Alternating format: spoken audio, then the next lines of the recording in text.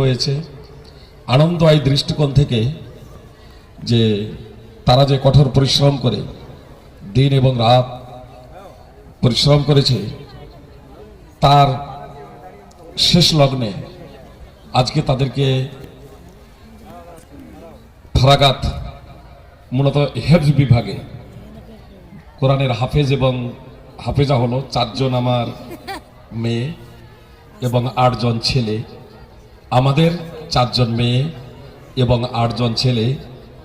আলহামদুলিল্লাহ আমি ছেলে এবং মেয়ে উভয়কেই বলবো কোরআনের হাফেজা হয়েছো, হাফেজ হয়েছো, এটা কিন্তু শেষ না, বরং এখান থেকে বলা যেতে পারে অধ্যয়নের সূচনা। এতদিন তোমরা শিখলে কিভাবে পড়তে হবে, এবার তোমাদেরকে আসল পড়াটা পড়তে হবে। এজন্য তোমরা এখানেই পড়া সমাপ্ত করে দেবে এমনটি না, একটা পাঠ শেষ করেছো।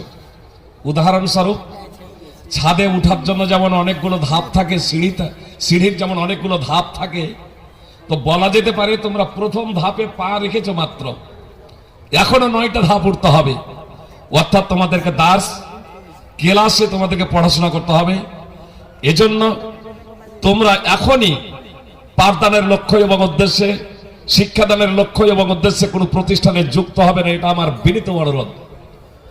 বরং রমাদানে তোমরা কোথাও ছেলেরা তারাবি পড়াতে পারো, আমার বোনেরা মেয়েদের মাঝে তারাবি পড়াবে, আমার মেয়েরা মেয়েদের মাঝে তারাবি পড়াবে, আমি এটাই কামনা করি। সুপ্রিয় ভাই এবং বোন, যে এদের কাছ থেকে যে আমরা একটা ছেলের মাধ্যমে টাইমের স্বল্পতার কারণে কোরআন তেলাওয়াত শুনলাম, কত সুন্দর। বিশেষ করে আমরা যারা আগে পড়াশোনা করেছি, এই বাচ্চা ছেলেদের মতো কিন্তু আমাদের কোরআন পাঠ অতটা শুদ্ধ না। যে আমাদের পশ্চিম বাংলার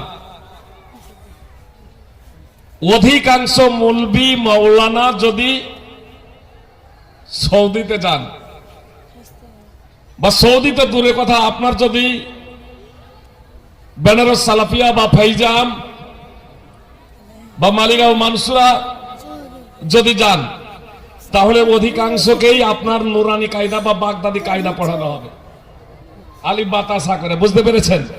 তো আলহামদুলিল্লাহ এই হেফজের মাদ্রাসার মাধ্যমে, হেফজের শিক্ষার মাধ্যম দিয়ে প্রথম যেটা পবিত্র কোরআন শুদ্ধকরণ, তারতিলের সহিত পড়া, এটা আলহামদুলিল্লাহ